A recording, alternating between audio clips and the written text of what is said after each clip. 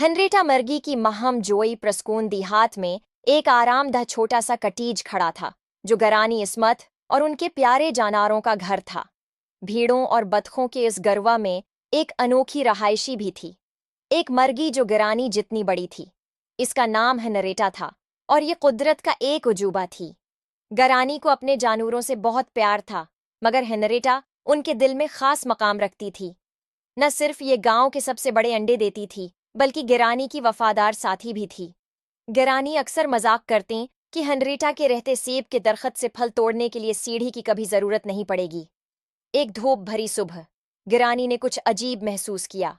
Henrietta गायब हो गई थी। गिरानी ने पुकारा, हेनरिटा, हेनरिटा, मेरी प्यारी, तुम कहाँ चली गई हो? मगर कोई जवाब नहीं आया। परेशान होकर गिरानी देहात भर में तलाश पर निकल पड़े। उन्होंने किसान ब्राउन से पूछा, क्या आपने मेरी बड़ी मर्गी को देखा है? वो सिर हिलाते हुए बोले, नहीं, मगर अगर देखता तो वो पूरे गोदाम के दरवाजे को रोक देती। गिरानी ने दूध वाले से लेकर डाकिया तक सबसे पूछा, मगर किसी ने भी उनकी प्यारी मर्गी को नहीं देखा था। जैसे ही वो मायूस होने लगे, एक जानती हुई कलक कलक की आवाज सुनाई दी। आवाज की पैरवी करते हुए गिरानी ने हनरेटा को एक पहाड़ी की चोटी पर बैठे पाया, जो गांव को देख रही थी। हिनरेटा ने गरानी को देखते ही खुशी से अपने पर फड़फड़ाए, गव्या कह रही हो, देखो मैंने क्या पाया। गिरानी तजस्सुस से भरे हुए इसके पास बैठ गईं और नजारा देखने लगीं।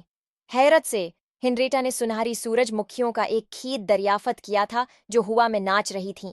ऐसा मंजर जो गरानी ने कभी नहीं देखा था। अरे हिनरेटा, गरानी मुस्कुराएं, लगता है तुम सिर्फ साइज में ही नहीं, दिल से भी बड़ी हो। शुक्रिया कि तुमने मुझे वो खूबसूरती दिखाई जो मैंने कभी तलाश करने का सोचा भी नहीं होगा। हुनरेटा को रहनुमाई करते हुए गिरानी और उनकी मर्गी कटीज वापस लौट गईं।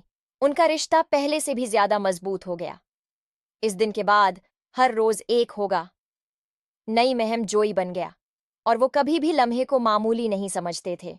अब वो जानते थे कि सेब के दरख्त से परे दुनिया में हैरतों भरे नज़ारे दरियाफत होने को तैयार हैं।